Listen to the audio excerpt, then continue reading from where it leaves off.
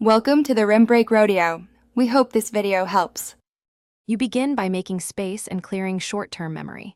Delete large unused files and uninstall one or two heavy apps. Aim for 10% free storage. Once done, swipe closed background apps and force stop any obvious CPU hogs in settings because they steal cycles and cause lag.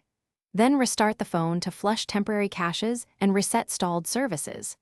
This combination of free space, stopped processes, and a reboot gives the system breathing room and often resolves initial sluggishness quickly. Next, you optimize both system and apps for smoother responsiveness. Turn down or disable animations and developer options so the UI renders faster. This reduces perceived lag. Make sure your operating system and apps are updated because updates include performance fixes and memory improvements. Then, restrict background data and autosync for apps that don't need constant updates. That frees CPU and network resources.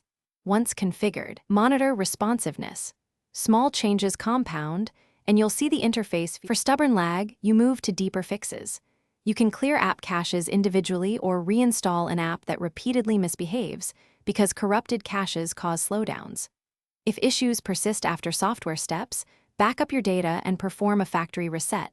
This removes lingering software corruption and often restores original performance levels. Make sure to test after reset. If lag remains, check battery health and thermal throttling, because aging batteries or heat can force the CPU to slow down.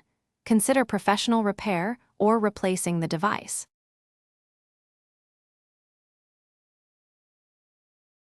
Thanks for watching. Consider subscribing if we helped you.